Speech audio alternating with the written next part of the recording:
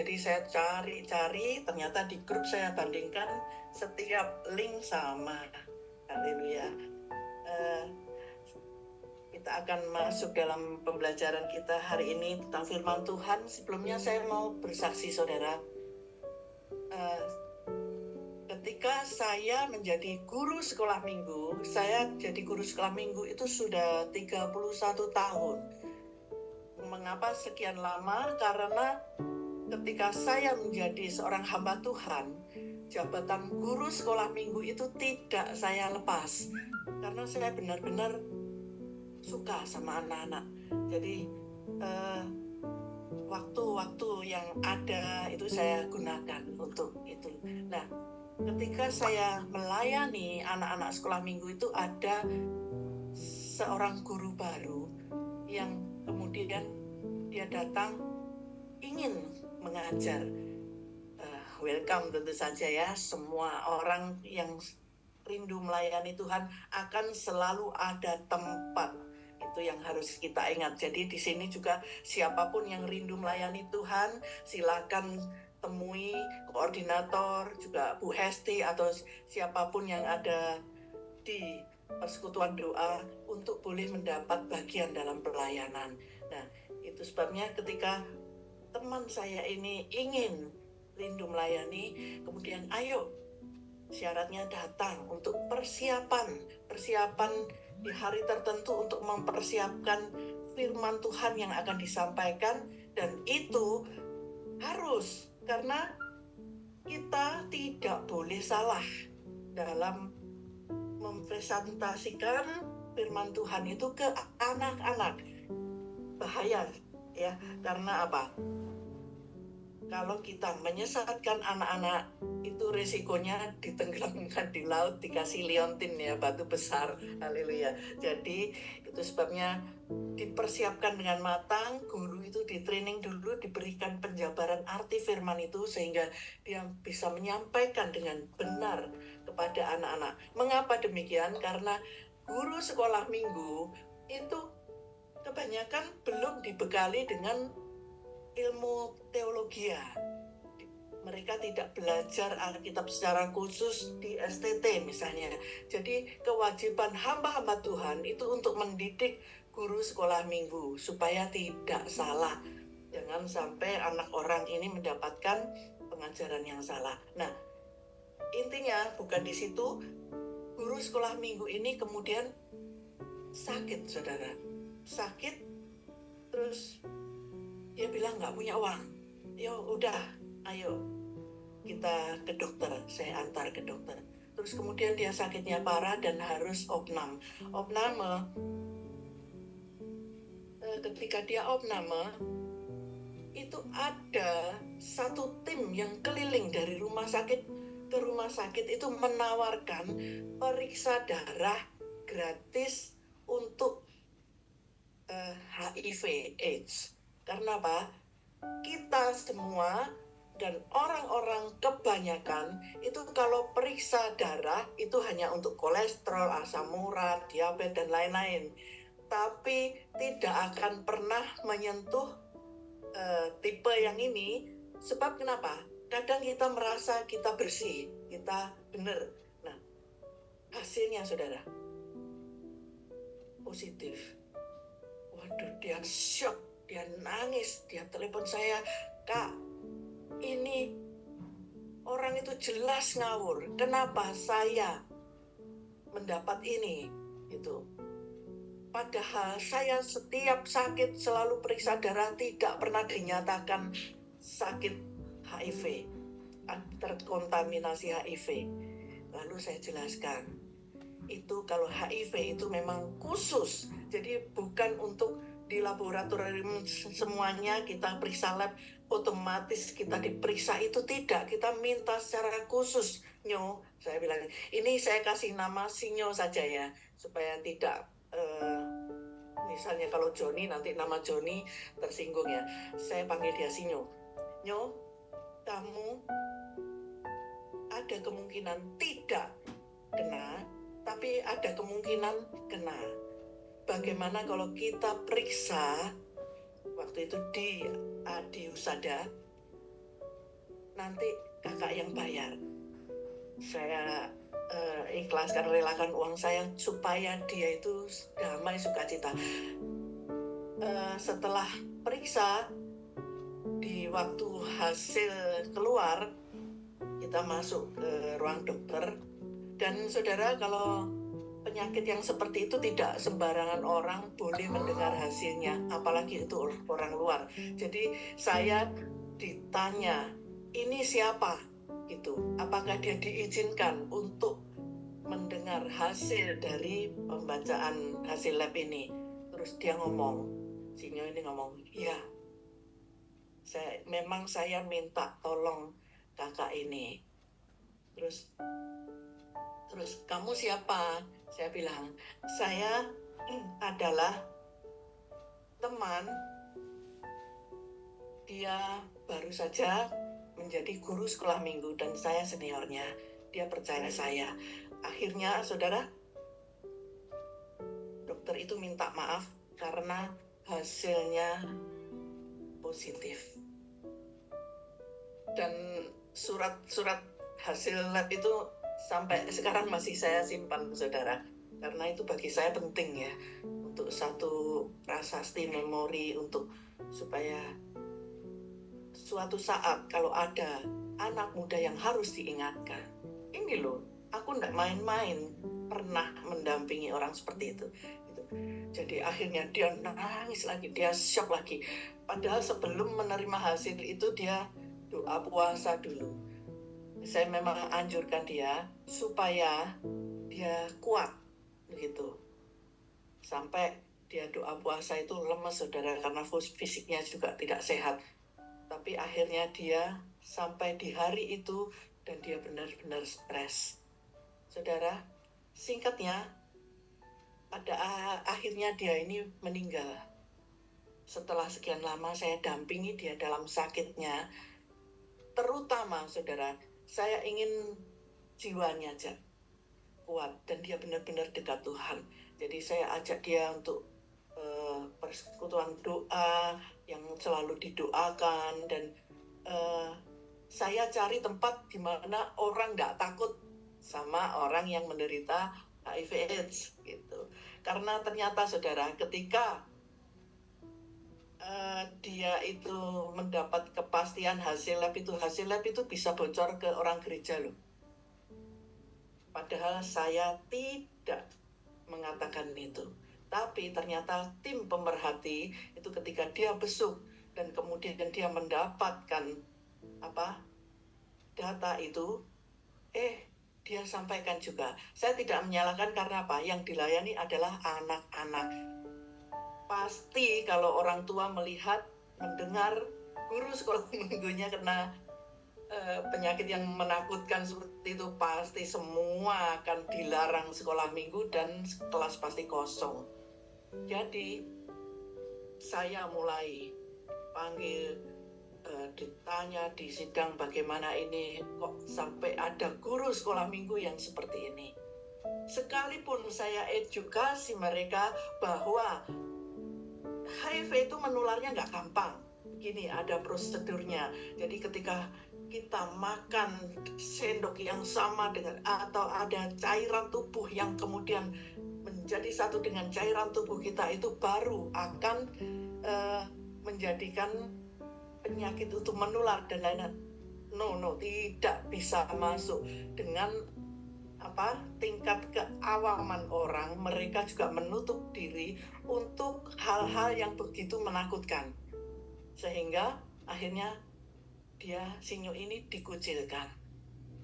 Saking parahnya, saudara, ketika Natal itu saya kan foto berdampingan dengan dia, itu saya pakai kostum boneka yang besar itu ya, untuk boneka, panggung boneka itu, sehingga tidak, yang bukan tim tidak akan tahu bahwa di dalam boneka itu adalah saya.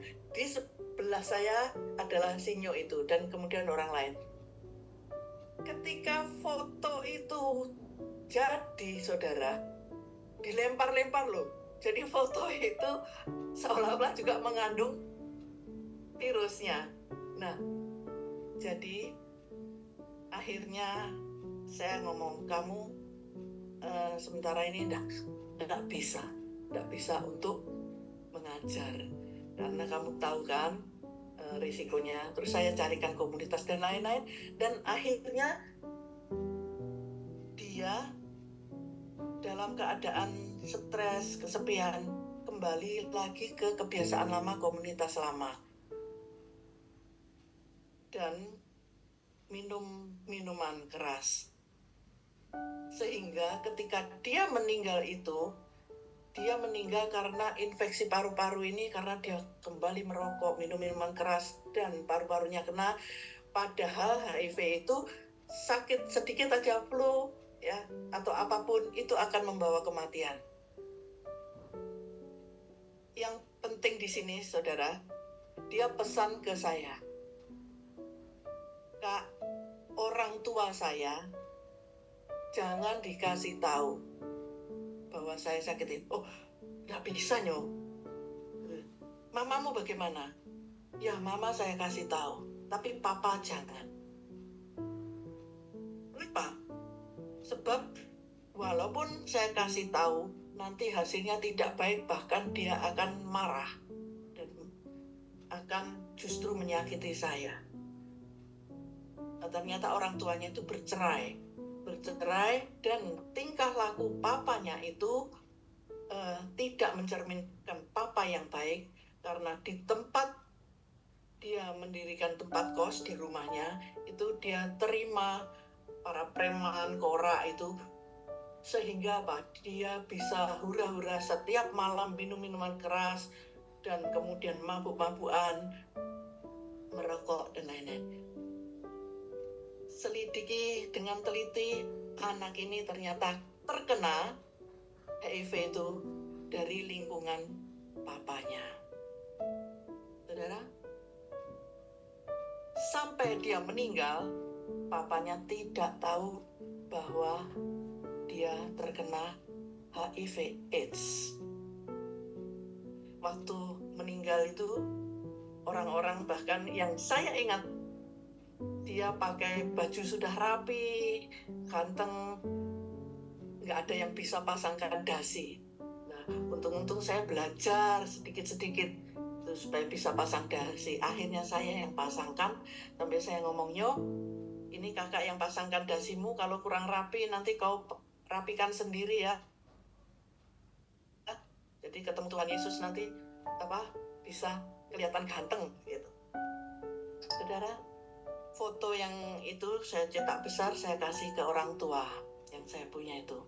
Waktu itu saya juga takut untuk simpan foto itu, karena memang wajahnya orang yang sakit itu matanya sampai masuk ke dalam. Saya ingat film-film barat yang Dracula itu loh. Jadi kalau ganteng tapi matanya mencerung ke dalam hitam akan sangat menakutkan. Jadi saya tidak mau simpan. Nah, saya tidak tahu apakah sekarang ini orang tuanya keduanya sudah tahu bahwa anaknya itu meninggal karena terkena AIDS. Saudara, kita tidak di sini, saya tidak untuk membangkit lalu untuk menghakimi siapa yang salah, tidak. Tapi ayo kita belajar di sini. Saya ingat dengan tokoh di Alkitab, tokoh muda di Alkitab, yaitu Timotius. Dan saya paling suka panggil dia itu Timi, karena pendeta saya namanya Timotius. Saya panggil juga orang-orang panggilnya Timi. Nah, si Timi ini adalah anak kesayangan Rasul Paulus. Dia dipersiapkan sedemikian rupa oleh Rasul Paulus itu supaya dia menjadi hamba Tuhan yang besar. Bahkan surat didikan untuk Timotius ini sampai 2 kitab, saudara, 1 dan 2 Timotius. Dan isinya sangat lengkap, mengajari bagaimana kalau anak muda ini harus menghadapi jemaat orang tua, menghadapi ibu-ibu, menghadapi majelis penatua. Dan kamu kalau memilih seorang penatua itu haruslah yang keluarganya benar begini-begini, diuraikan dengan jelas. Coba ketika kita belum membaca, sempatkan membaca. Untuk 1 dan 2 Timotius ini isinya sangat luar biasa. Lengkap sekali. Rasul Paulus ini menuliskan tentang keadaan jemaat dan mengajarkan kepada Timotius mempersiapkan mentalnya. Bahkan Rasul Paulus mengatakan sekalipun kamu muda, jangan sampai seorang pun menganggap rendah engkau. Jadi dipersiapkan sampai dengan mentalnya, sampai dengan skillnya, supaya benar-benar Timotius ini menjadi berkat. Satu hal yang lebih penting lagi disebutkan oleh Rasul Paulus bahwa Timotius ini menjadi sedemikian baik, menjadi punya kepribadian yang luar biasa, iman yang besar luar biasa. Itu karena peran dari mamanya dan neneknya. Jadi itu tahu kan ya, namanya mungkin ingat siapa? Eunike. Nah, jadi ayo kita cek ya di kitab 2 Timotius coba. 2 Timotius, Alkitab saya ini tekuk. Jadi 2 Timotius 1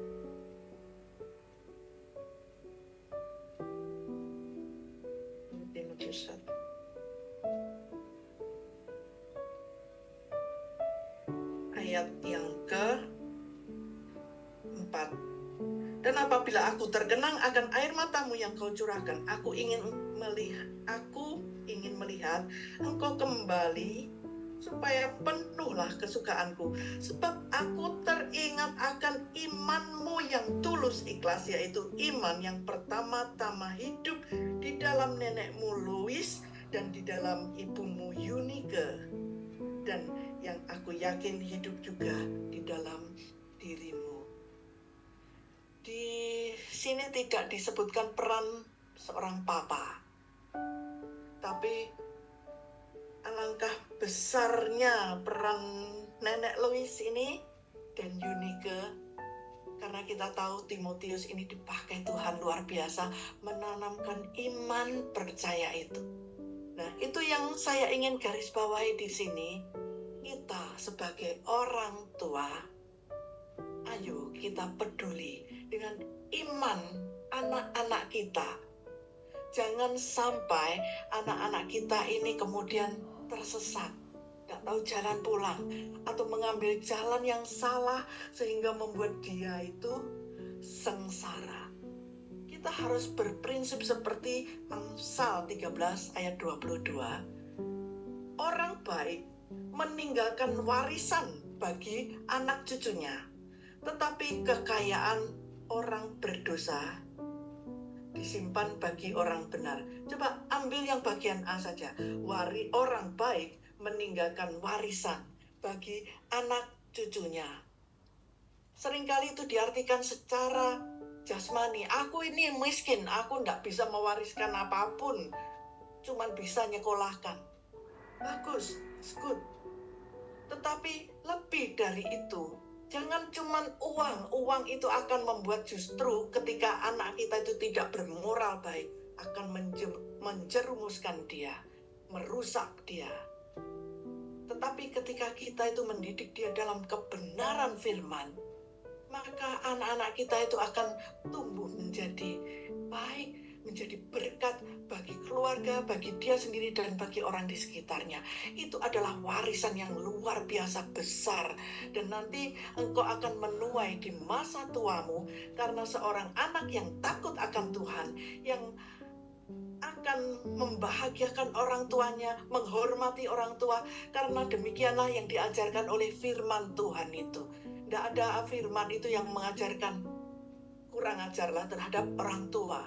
Buanglah orang tuamu setelah tua. Tidak ada. Tetapi hormatilah orang tuamu. supaya lanjut umurmu di tanah yang Tuhan berikan kepadamu. Ada berkat besar menanti. Itu janji firman Tuhan. Jadi peta yang tepat untuk menuntun anak kita dalam jalan kebenaran itu adalah firman Tuhan. Dan ajaran yang benar, tuntunan yang benar adalah firman Tuhan. Karena tidak pernah ada yang salah dalam mendidik dalam kebenaran firman. Saudara, beruntung, bersyukurlah ketika engkau lalai di usia-usia pertumbuhan anak, di usia emas, lalu kemudian SD, SMP, engkau terlalu asik cari uang, lalu kemudian asal anak itu sudah makan dan tercukupi kebutuhannya, engkau sudah merasa bahagia dan merasa menjadi orang tua yang benar. Lalu engkau melihat anak itu diajak anak lain ke gereja, dia sekolah minggu, lalu dia ke remaja, pemuda di gereja bersekutu bersama, dan dia terbentuk menjadi satu pribadi yang baik. Itu berkat kasih karunia Tuhan dalam hidupmu, saudara. Tetapi ada kalanya, walaupun Tuhan sudah memberikan berkat itu, keselamatan itu untuk jiwa anak, tetapi ternyata dari cerita yang saya sampaikan tadi, bukankah ada yang ternyata terluput? Yaitu ketika anak itu belum mengenal kebenaran firman dan mendapat ajaran yang salah dari orang tuanya, lalu dia mengikuti jalan yang salah, dia ikut rusak. Di saat itulah ternyata virus penyakit itu nempel ke dia. Saya browsing, saya pelajari tentang HIV. Itu masa inkubasi HIV AIDS adalah 10 tahun. Jadi ketika anak itu rusak, dia narkoba, dia free sex atau yang lain, lalu kemudian dia menuai hasilnya, ternyata dia berhubungan dengan orang yang membawa kuman dan lain-lain itu, dia menuai hasilnya itu bisa dilihat setelah 10 tahun, saudara. Bukankah sangat terlambat? Seperti teman saya ini, adik rohani saya ini, dia sudah menjadi anak yang baik. Dia dibimbing rohaninya, saya arahkan dia menjadi anak guru sekolah minggu. Dia sungguh-sungguh melayani Tuhan. Tapi ternyata pada saat-saat dia imannya dalam puncaknya, ternyata pada saat itu dia adalah masa penuaian hasil dari dia menabur di masa lalu. Bukankah sangat menyedihkan? Saya tidak ngomong menyedihkan bagi anak ini. Ketika dia berpulang, dia happy bersama Tuhan Yesus. Tetapi seorang tua yang baik, kalau dia tidak menyesal dengan taburannya yang sudah salah itu, benar-benar mungkin nggak punya hati nurani ya. Orang tua nggak tahu yang model apa ini. Sudah mungkin kalau di kalangan kita nggak ada lah seperti itu. Tapi di luar sana ternyata ada. Karena saya itu adalah saksi dan mendampingi orang-orang yang seperti itu. Saudara, ayo mulai hari ini kita fokus dalam kita memperhatikan keluarga kita. Para papa, pesan yang jelas dalam firman Tuhan itu bukan, "Hei mama, jangan sakiti hati anakmu supaya jangan tawar hatinya." Loh, firman itu sebenarnya kalau para bapak mau protes, melihat kualitas cue papuhal dari seorang mama ya. Seorang mama itu akan selalu nyerepet mulutnya, close rem, lost control dan lain-lain. Seharusnya harus ada firman ini loh. Hei mama, rem mulutmu. Jangan sampai engkau menyakiti hati anak-anakmu. Tapi ternyata ada firman yang begitu penting. Hai bapak-bapak, janganlah sakiti hati anakmu supaya jangan tawar hatinya. Kolose 3 ayat 21. Kenapa? Ketika seorang anak itu tawar hati, saudara di sini banyak kan yang pernah yang namanya tawar hati. Basa Jawa nih sepo, hati itu sudah nggak ada rasa, nggak ada lagi rasa cinta. cinta, ingin memperhatikan, mengasihi orang lain, tawar. Benar-benar hidup ini merasa tidak ada gunanya. Di saat anak-anak kita itu seperti itu, maka dia akan cari pelarian. Dan pelarian itu, kalau dia lari ke gereja, terus kemudian dekat kepada Tuhan, itu sangat-sangat luar biasa, karena dia pasti selamat. Tetapi ketika dia lari ke tempat yang jurang yang dalam, maka dia akan terperosok ke dalamnya. Dan ketika itu terjadi, sekalipun seorang tua itu berdoa menangis darah, ibarat Daud yang berdosa, dia menyesal, tapi ternyata ada konsekuensi dosa yang harus ditanggung. Kita pun juga begitu. Akan ada tuaian yang harus kita nikmati dari hasil perbuatan kita. Maka kalau itu sudah terlambat, maka kita hanya tinggal menyesal. Saudara, ketika orang bilang terlambat, itu di dalam Tuhan tidak ada kata terlambat. Ketika engkau mau memperbaiki diri sekarang, kita mau kemudian merombak diri kita untuk menjadi lebih baik, menjadi lebih taat firman, datang kepada Tuhan Yesus, mohon pertolongan, berkat, mujizat, dan kemudian kita perbaiki hubungan kita dengan anak, istri, suami kita. Itu akan membawa satu dampak yang luar biasa, dan terutama tentang keselamatan itu akan kita dapatkan bagi keluarga kita. Jadi tidak ada kata terlambat untuk keselamatan itu. Sekalipun untuk konsekuensi, itu akan selalu ada yang harus ditanggung. Nah, saudara, ayo, saya ingin mengajak, didiklah orang muda menurut jalan yang patut baginya. Maka pada masa tuanya, dia tidak akan menyimpang dari jalan itu. Itu Amsal 22 ayat 6. Jangan biarkan dia mendidik dirinya sendiri. Jangan sekali-sekali ngomong, aku sudah pernah ngajari dia, kalau tidak diingat dengan baik itu salahnya sendiri karena dia sudah tua. Tidak ada kata itu. Sekalipun dia sudah dewasa, ketika dia masih dalam ayapanmu, lindunganmu, engkau masih harus bertanggung jawab penuh terhadap keselamatan jiwa anakmu. Tidak ada kata-kata anakku wis tuwek mosok sik dikandani. Masih harus. Ya, jadi seperti itu. Dengan apakah seorang muda mempertahankan kelakuannya bersih? Dengan menjaganya sesuai dengan firman-Mu.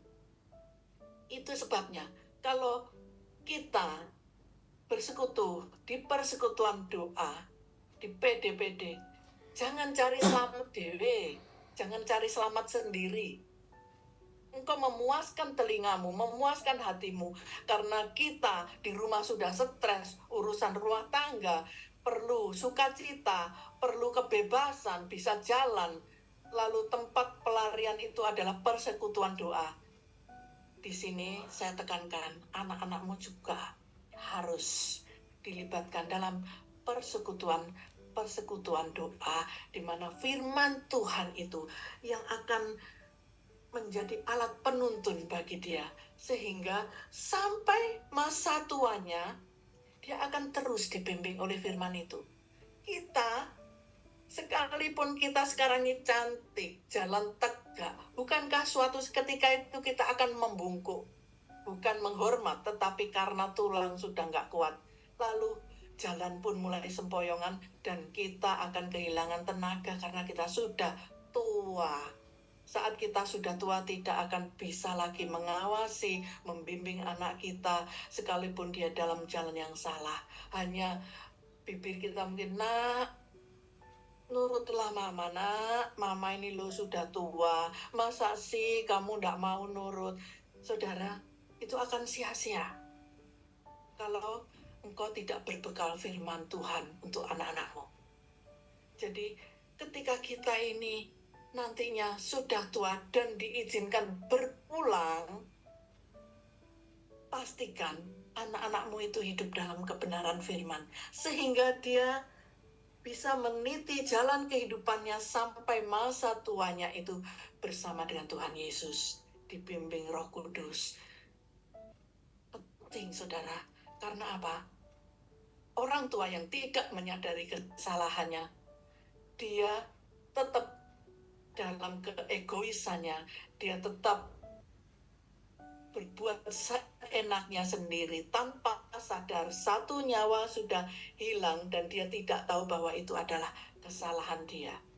Waktu itu, saudara, ketika saya mendampingi Sinyo ini, saya gemes.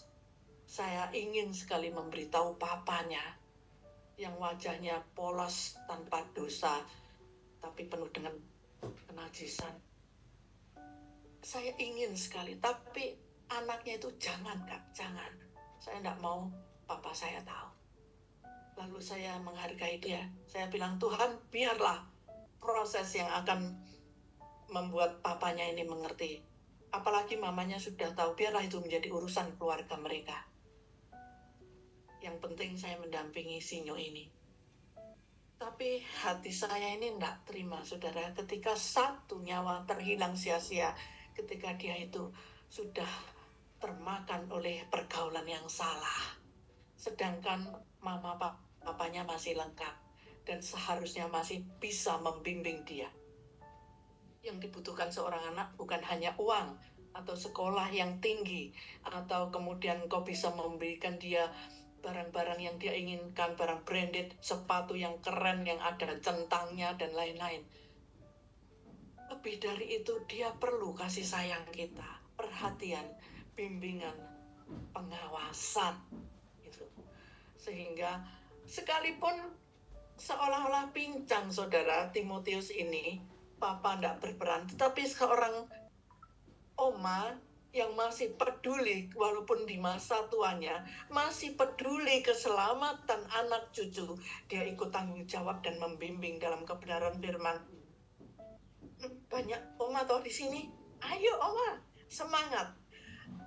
Kita arahkan anak cucu kita itu untuk menjadi anak-anak yang berkenan. Cucu-cucu kita itu adalah cucu yang dijanjikan Tuhan itu untuk meraih berkat yang dijanjikan Tuhan.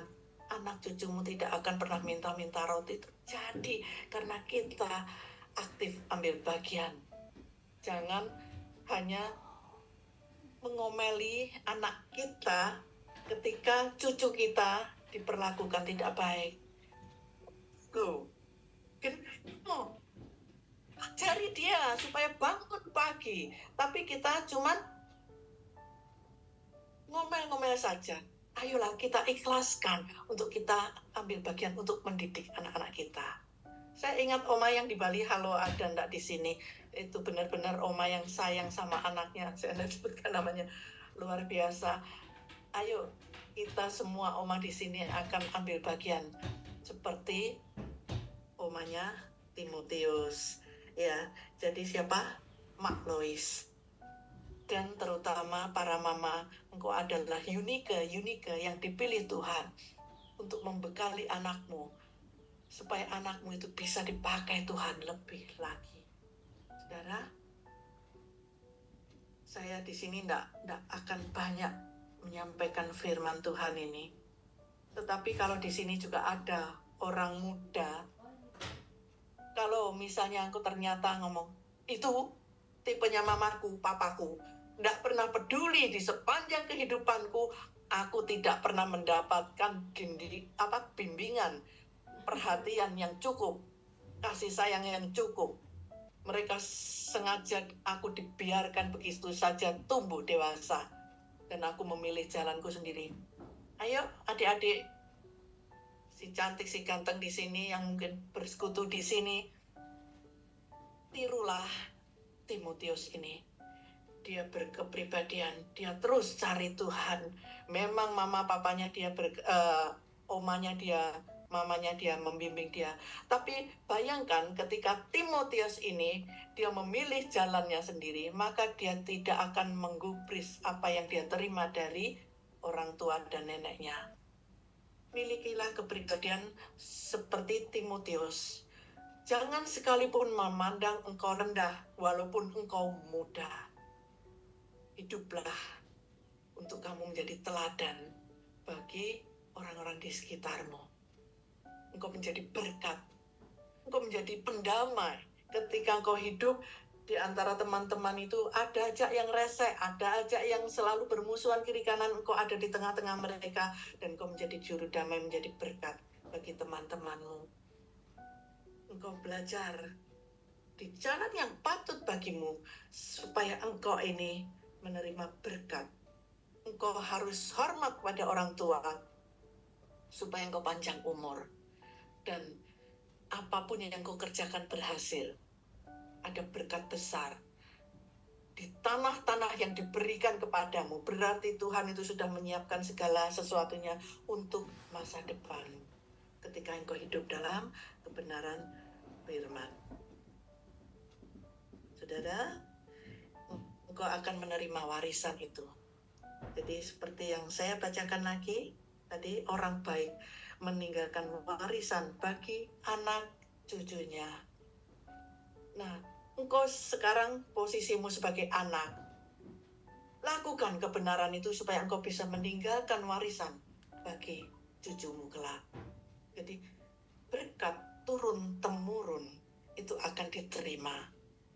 Mulai hari ini kita dan anak cucu kita itu akan menerima berkat, menikmati berkat pemeliharaan Tuhan, warisan dari kebenaran yang sudah kita lakukan.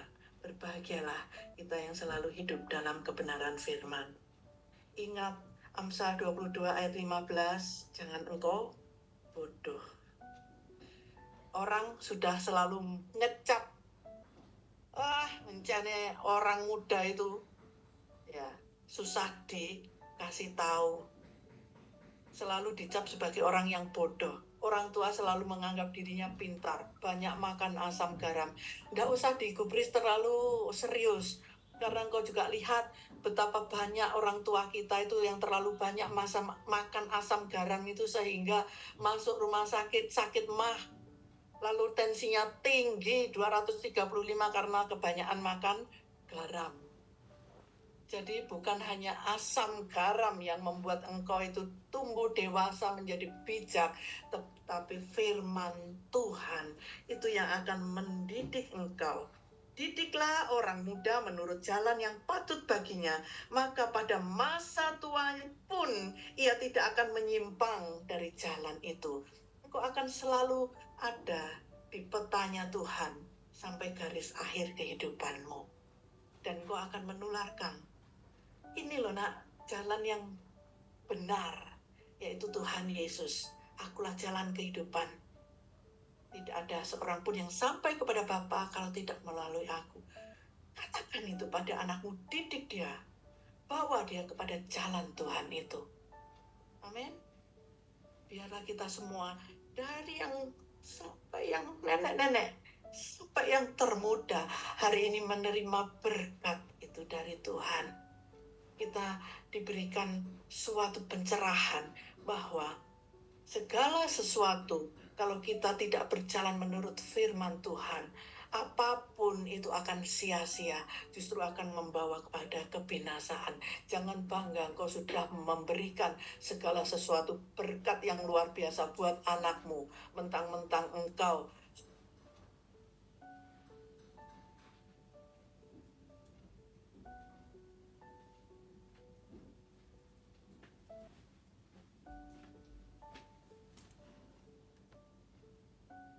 sudah menjadi seorang tua yang baik, bisa memberikan ini dan itu, tapi terlihat bahwa anakmu itu selalu mendak. Bukankah itu sangat menyedihkan hati Tuhan? Ayo. Jadi firman Tuhan selesai, sekalipun tidak terlalu banyak saya menguraikan, biarlah itu kita tangkap dan ada rema yang bisa kita bawa setiap hari untuk kita lakukan setiap hari dalam kehidupan kita. Amin. Terima kasih Bapak WL, siapa lupa saya namanya, Pak Nando. Saya serahkan kembali waktunya. Tuhan berkati kita semua. Shalom Bu, shalom semuanya. Sekali lagi saya ucapkan terima kasih buat Bu Aini yang sudah menyampaikan firman hari ini. Tuhan Yesus memberkati kita semua. Memang ya resikonya kalau kita salah mendidik anak itu di Alkitab bisa dibilang batu kilangan akan dikalungkan sama kita dan akan dijeburkan ke dalam laut. Terkadang orang tua menganggap yang namanya sekolah minggu itu adalah cuma tempat penitipan anak. Saya juga dulu pernah pelayanan di sekolah minggu sejak saya SMA sampai saya usia 30 tahun saya pernah pelayanan di sekolah minggu, dan terkadang anak-anak itu ketika beribadah mereka mungkin ada yang tidak bisa diem, ada yang rame sendiri, karena mereka merasa sekolah minggu ini adalah bukan tempat mereka untuk belajar firman atau mereka beribadah, tapi adalah tempat untuk mereka bisa bermain, karena di rumah mungkin terkadang dilarang oleh papa mamanya, atau mereka kadang kalau ingin main pun juga susah. Nah, tapi balik lagi, peran seorang guru sekolah minggu itu memeran peran yang sangat penting, di mana kita ini menyiapkan generasi berikutnya, generasi akhir zaman. Kita menyiapkan Yeremia akhir zaman, di mana akan bangkitnya generasi Yeremia ini, yang generasi yang tidak kompromi terhadap dosa. Jadi oleh sebab itu, yuk para orang tua atau mak engkong, ama akung, bobo, tete atau semua panggilannya, nah bawalah anak kita itu kepada Tuhan, dan jangan jadikan sekolah minggu itu cuma sebagai tempat penitipan anak-anak. Nah itu yang bisa saya sampaikan.